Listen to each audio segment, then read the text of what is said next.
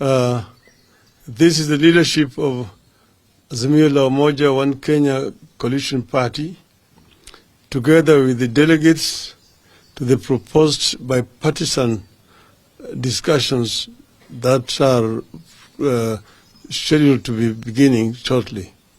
So we have a statement which is going to be read by Honorable Stephen Kalonzo Musyoka on our behalf. Thank you. Thank you.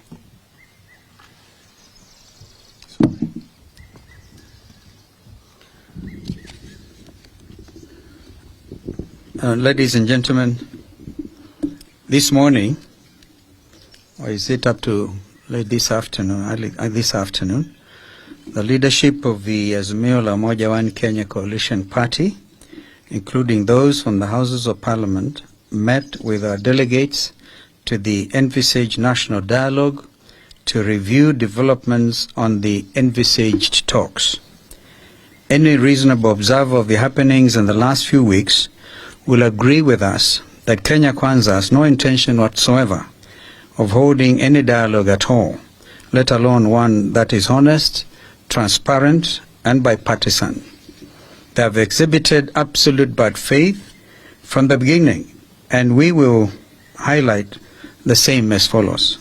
Number one, when Honorable Ruto invited us for talks, he did not in his speech capture the entire framework for talks as had been agreed upon with the emissaries he sent to us. This includes leaving out key issues on the cost of living and electoral justice, which are of utmost importance to us and the people of Kenya. Number two, the delay in naming his team is another sign of a lack of seriousness that has been made worse by the inclusion of members of the Azimio coalition in his team, when the whole country knows that respect for multi-party democracy is one of the key issues we have put on the table. Number three, to date, Kenya Kwanza has failed to name the leadership of his team as a way of stonewalling. Number four, last evening, we learned of a motion drafted by Kenya Kwanza leadership, allegedly aimed at setting up a joint select committee in Parliament.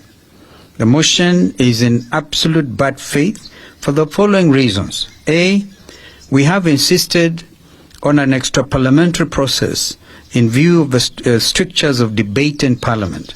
We will therefore not participate in any such parliamentary process.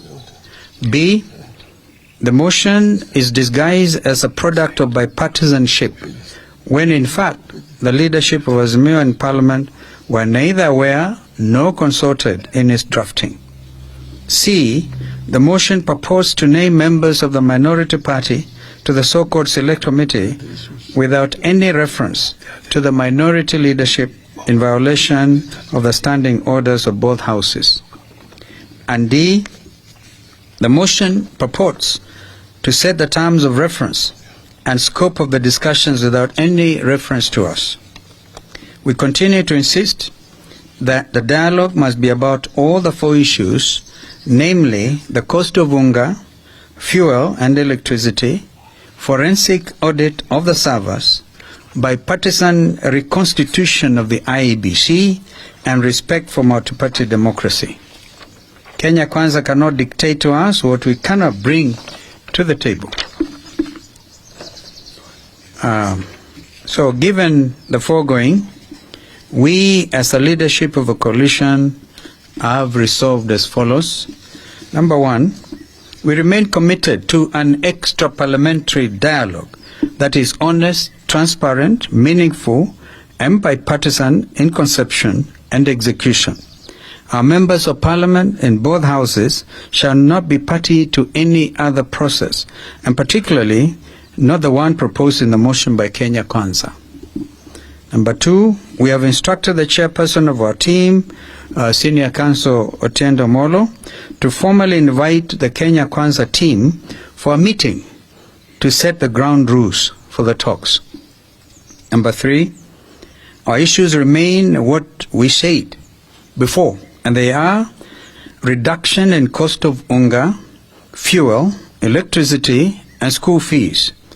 opening and audit of IEBC servers, bipartisan reform and reconstitution of IEBC, reinstatement of the 4 IEBC commissioners, and end to the buying of MPs, which threatens multi-party democracy. Number 4, we reiterate the call that the regime must immediately take up the hospital bills of all Kenyans who sustained injuries as a result of police brutality during the recent protests and demonstrations, and pay reparations for those who lost their property and their lives. Number 5, that the coalition shall resume its weekly protests. Regard will follow. I thank you. Good. Sawa.